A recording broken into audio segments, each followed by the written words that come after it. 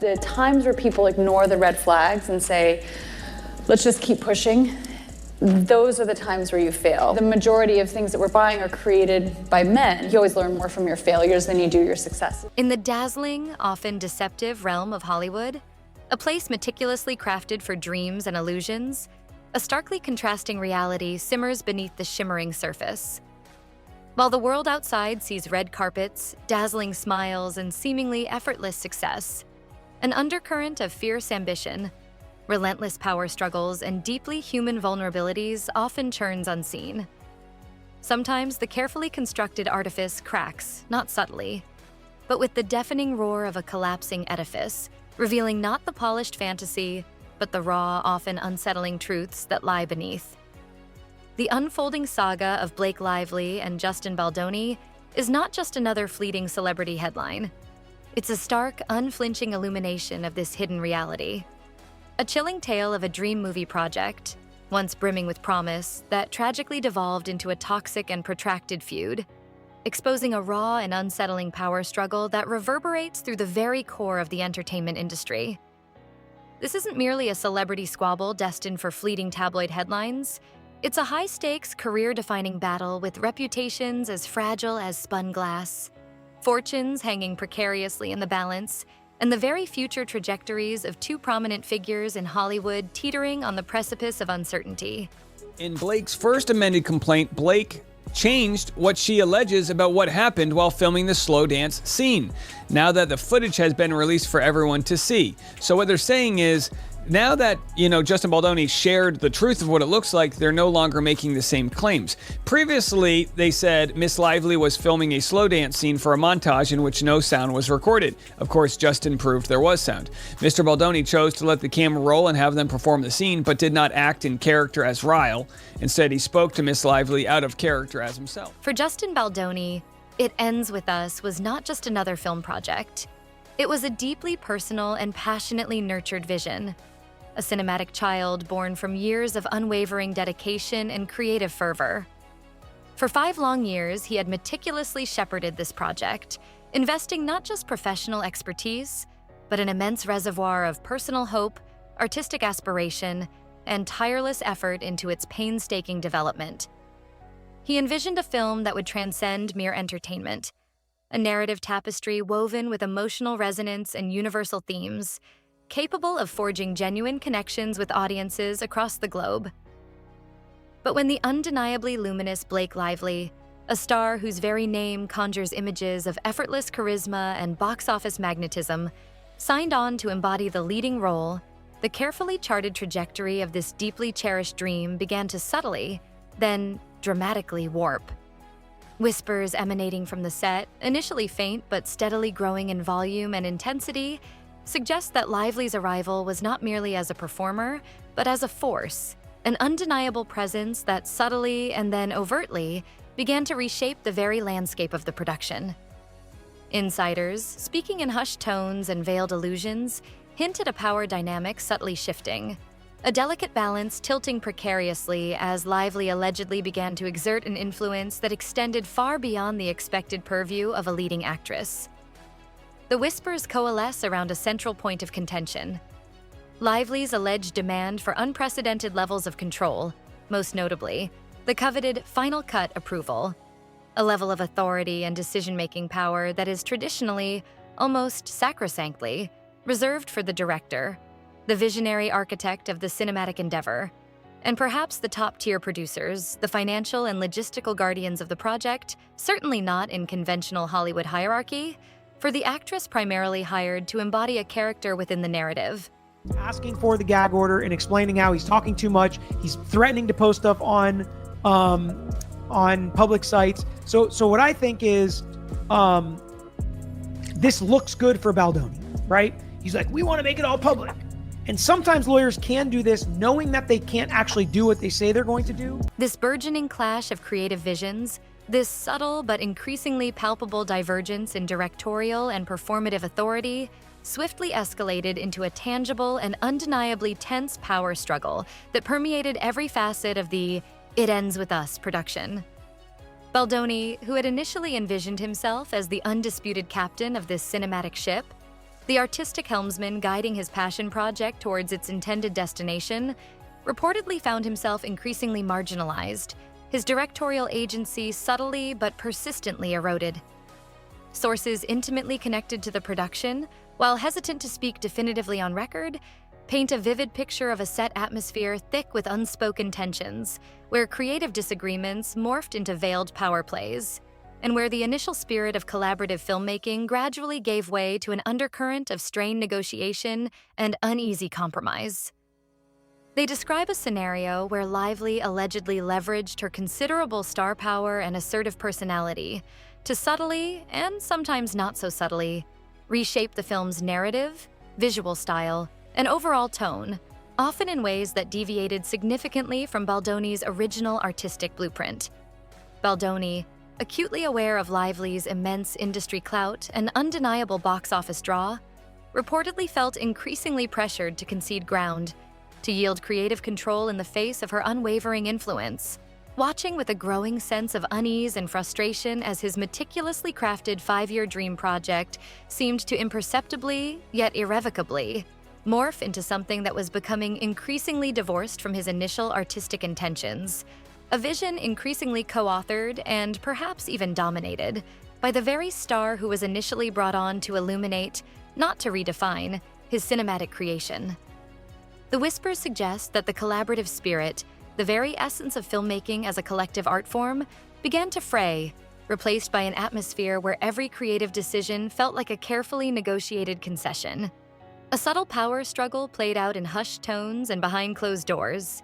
In a new amended complaint and the ongoing legal battle, Lively's legal team saying the experiences of Ms. Lively and others were documented at the time they occurred, starting in May of 2023.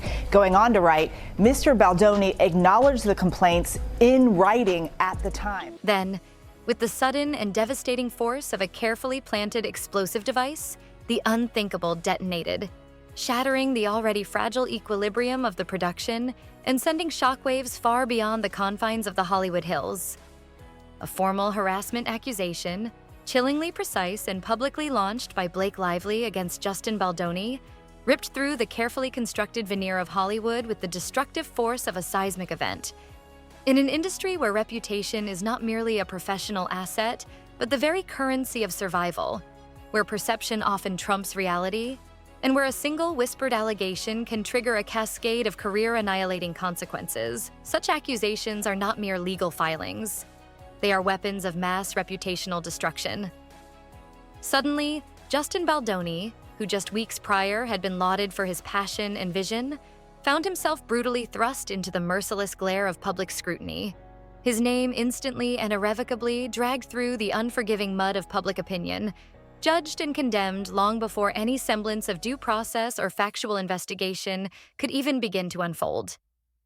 The accusations, meticulously crafted and strategically disseminated, painted a damning and deeply unflattering portrait of Baldoni, instantly casting a long and ominous shadow over his professional life, his personal well-being, and the very trajectory of his future within the industry. He claims she tried to take over his movie because she has a history of saying, okay, I'll be the star, but what I secretly want to do is direct it and edit it and produce it. I want all the roles for me and only me. I want full control because I am a controlling bully. That Justin Baldoni, ultimately, by the time they got to the premiere, was mandated by Blake Lively to spend the night in the basement away from his co-stars and didn't even get to see the final cut of his own movie because Blake Lively insisted that she be the one to approve it. The immediate and devastating fallout from Lively's accusations was nothing short of brutal and terrifyingly swift, a chilling testament to the unforgiving and often capricious nature of Hollywood's fame machine. Job opportunities, once plentiful and readily available, evaporated overnight. Contracts were rescinded with cold and impersonal efficiency, and previously enthusiastic endorsements vanished into thin air, leaving a gaping void where professional security and financial stability had once resided. Even the very agency entrusted with the fundamental task of representing his interests, of championing his career and navigating the treacherous currents of the industry, coldly and clinically severed ties, effectively abandoning him to face the storm alone. leaving him professionally adrift and increasingly isolated in the face of mounting public condemnation. Baldoni himself described experiencing a crippling wave of anxiety, a relentless and suffocating pressure that threatened to overwhelm him. The sheer weight of the accusations, both spoken and unspoken, crushing down upon him with suffocating force as the industry, seemingly in lockstep and without hesitation, appeared to collectively turn its back, casting him out into the professional wilderness. In the unforgiving and often irrational court of Hollywood opinion, a shadowy and nebulous entity where whispers and innuendo often carry far more weight and consequence than concrete facts or legal proceedings, Baldoni was swiftly and decisively judged, summarily condemned, and effectively sentenced to a near instantaneous professional blacklisting, a chilling and stark reminder of how quickly and ruthlessly the industry can turn against one of its own, threatening to dismantle years of painstaking hard work, unwavering ambition, and carefully cultivated professional relationships with a single, devastatingly effective accusation. And I think that the Justin and Blake stuff is, I think it's a big PR game, and I think that we're all the pawns of it.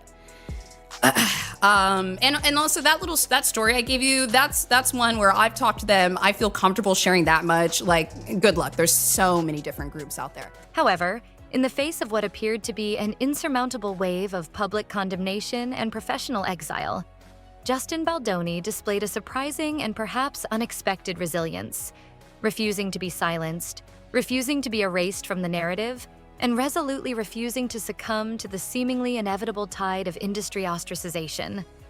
Vehemently and unequivocally denying the veracity of Lively's accusations, he launched a strategic and meticulously calculated counteroffensive, insisting with unwavering conviction on his fundamental innocence and vowing, with steely resolve, to expose what he passionately believed was a deliberately fabricated narrative, a carefully constructed edifice of falsehoods designed to unjustly damage his reputation and derail his career.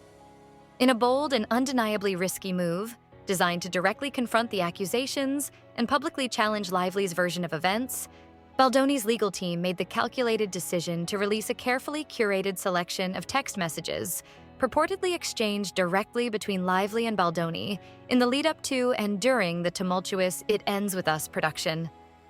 These text messages, presented as irrefutable evidence of a starkly contrasting reality, seem to directly contradict Lively's core claims of feeling threatened, intimidated, or unsafe in Baldoni's presence.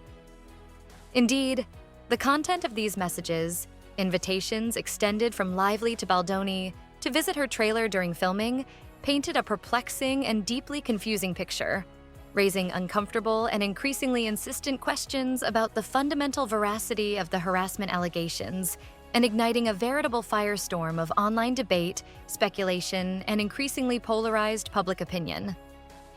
The carefully constructed legal battle lines were now firmly and irrevocably drawn, the simmering behind-the-scenes power struggle abruptly and dramatically escalating into an all-out, highly public, and increasingly acrimonious Hollywood war. A clash of titans played out not just in courtrooms and legal filings, but in the relentless glare of the global media spotlight and the increasingly volatile arena of social media opinion. He and 9 other plaintiffs, including his publicists, have brought a $250 million lawsuit against the New York Times, essentially alleging them of libel and false light invasion of privacy. So Justin Baldoni's lawyer, Brian Friedman, he told BBC's partner CBS that the newspaper aided and abetted a smear campaign designed to revitalise Lively's floundering. The highly anticipated premiere of It Ends With Us, a cinematic event that should have been a triumphant culmination of years of dedicated effort and collaborative artistry, instead became yet another fiercely contested battleground in the escalating war between Lively and Baldoni, a stark and unsettling symbol of the deeply fractured and increasingly toxic atmosphere that had come to define the entire project. Whispers, initially confined to hushed industry circles, began to circulate more widely, alleging a stunning and almost unbelievable power play reportedly orchestrated by Lively, a calculated maneuver designed to further marginalize Baldoni and assert her dominance over the narrative, even beyond the confines of the film itself. These whispers coalesced around a shocking accusation.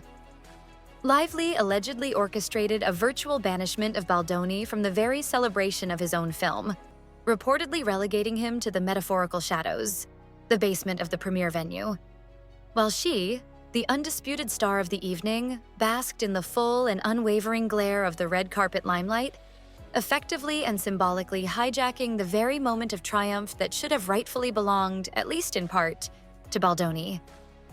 Adding further fuel to the already raging inferno of controversy, increasingly credible accusations began to surface, detailing a meticulously planned and ruthlessly executed PR campaign, allegedly spearheaded by Lively's high-powered team of publicists and media strategists. The alleged objective of this sophisticated and highly orchestrated campaign? To systematically and relentlessly portray Lively in the most sympathetic light possible, casting her as the vulnerable and wronged victim in the unfolding drama, while simultaneously and equally relentlessly demonizing Baldoni, painting him as the manipulative aggressor, the villain of the piece, in a carefully crafted and strategically disseminated media narrative designed to irrevocably sway public opinion and solidify her increasingly precarious position in the escalating and increasingly bitter feud.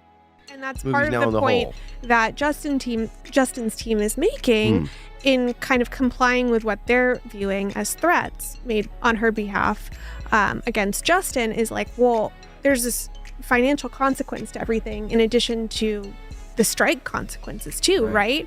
So they filmed May to June, then shut down for the strike, and then they were down until January. But I think that the strike lifted in November, but then she had all these return to work provisions. As the relentless legal drama relentlessly intensified, dragging on through courtrooms and across headlines, the already astronomical financial stakes of the bitter conflict soared to truly breathtaking and potentially ruinous heights, transforming the personal and professional feud into a high-stakes financial gamble with potentially devastating consequences for both parties involved. Lively, in her initial salvo, slapped Baldoni with a staggering $250 million lawsuit, a number designed to send a clear and unambiguous message of financial might and unwavering resolve. However, Baldoni, refusing to be intimidated or financially outmaneuvered, responded in kind, escalating the financial ante to an almost unimaginable level with a breathtaking $400 million countersuit. A move that dramatically raised the stakes and threatened to potentially decimate not only Lively's own considerable fortune, but also the combined financial empire of Lively and her husband, the equally successful and commercially potent Ryan Reynolds, transforming the courtroom clash into a high-stakes financial Armageddon, where the potential for catastrophic financial loss loomed large for both sides. Adding yet another layer of perplexing intrigue and unanswered questions to the already convoluted and deeply mysterious unfolding drama was the conspicuous and increasingly deafening silence emanating from Ryan Reynolds himself. His steadfast and almost unwavering refusal to publicly defend his wife, to issue even a perfunctory statement of support in the face of such serious and career-threatening allegations, ignited a veritable frenzy of speculation and whispered conjecture throughout Hollywood and beyond. Was Reynolds' calculated silence a carefully considered strategic maneuver, a deliberate attempt to distance himself and his own lucrative brand from the rapidly spreading toxicity of the scandal? Or did his public inaction hint at something far more profound and unsettling? A sign of private doubts about the veracity of Lively's claims? A subtle indication of internal marital discord playing out beneath the carefully curated surface of their seemingly perfect celebrity marriage? Or perhaps simply a pragmatic and self-preservational attempt to shield his own meticulously constructed professional empire from the potentially ruinous fallout of a PR disaster of epic proportions? The unanswered questions surrounding Reynolds' silence only serve to deepen the mystery and further fuel the already rampant speculation surrounding the increasingly toxic and deeply unsettling Hollywood showdown. Was what Blake says, a conversation that she heard had taken place with Steve Sarowitz. Steve Sarowitz is the head of Wayfair Studios. He is the co-founder of Wayfair Studios along with Justin. And she says in this lawsuit that, is it interesting? She says, this is what I heard, he said, but it's presented as a quote in the lawsuit. She says that Steve said, I will protect the studio like Israel protected itself from Hamas. Beyond the relentless legal battles, the astronomical financial figures, and the swirling vortex of public opinion, a deeper, far more insidious, and ultimately more damaging narrative began to insidiously creep into the public consciousness, subtly but surely eroding the carefully crafted and long-cultivated public image of Blake Lively, the affable and seemingly down-to-earth Hollywood darling.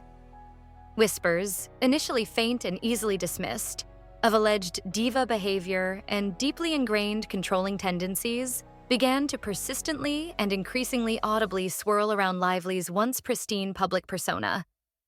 Tales, often unverifiable, but nonetheless damaging in their cumulative effect, of alleged on-set demands bordering on the unreasonable, incessant and disruptive script rewrites, demands for preferential treatment that bordered on the absurd, and an almost pathological need to exert an iron grip on every aspect of creative decision-making, regardless of her actual area of expertise, painted a distinctly unflattering picture of a star accustomed to absolute and unquestioned command, a figure far removed from the approachable and relatable image she had so carefully cultivated over years of strategic public relations and meticulously managed media appearances.